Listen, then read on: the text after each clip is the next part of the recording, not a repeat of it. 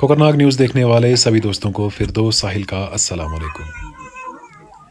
नाज़रीन किराम, आज से 1400 साल पहले जब किसी घर में कोई बच्ची पैदा होती थी तो उसे ज़िंदा ही दफन कर दिया जाता था।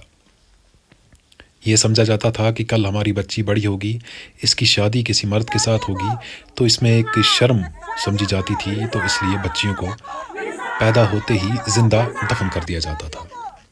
और फिर नबी करीम सल्लल्लाहु अलैहि वसल्लम ने लोगों को जीने का तरीका सिखाया।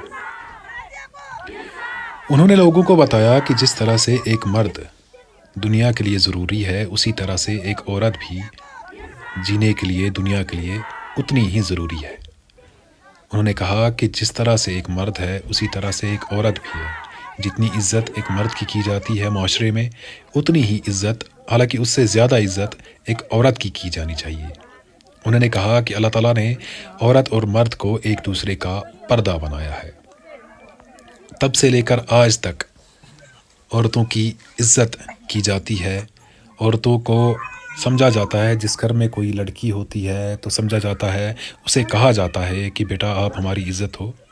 लेकिन आज भी कहीं ना कहीं कोई ना कोई ऐसा सामने आ ही जाता है जहाँ पर वैश्याना हरकतें की जाती है, जिससे पूरा माशरा बदनाम हो जाता है।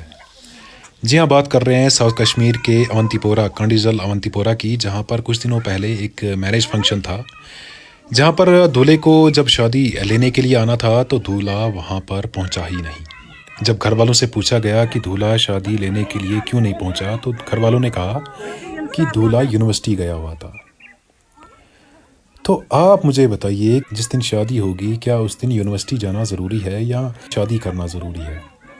क्या गुजरी होगी उस बाप पे जिस बाप ने इस बच्ची को 17-18 साल अपने घर में रखा, बड़ा किया, और फिर जब उसको विदा करने का टाइम आया तो दूल्हा उसे लेने के लिए पहुंचा ही नहीं।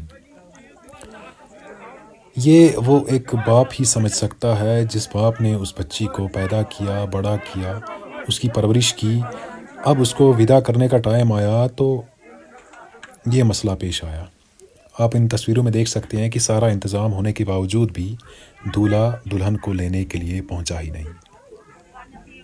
और कहीं ना कहीं हम अगर देखें तो आज हमारे पास हर किसी तरह के यूट्यूब, फेसबुक हैं, जिस पे हम दिन भर सुनते रहते हैं कि इस्लाम के मुतलिक सुनते रहते हैं, बाकी चीज़ों के मुतलिक सुनते रहते हैं, लेकिन उस पर अमल बिल्कुल भी कोई करता नहीं है। अगर आज से पहले की बात करें, 10 साल 20 साल की बात करें, तो किसी के पास कुछ नहीं था, लेकिन फिर भी सब कुछ था। मज़ीद ऐसे वीडियो देखने के लिए हमारे चैनल को सब्सक्राइब करना बिल्कुल ना भूलें। अभी के लिए इतना ही। अल्लाह हाफिज़ व नासिर।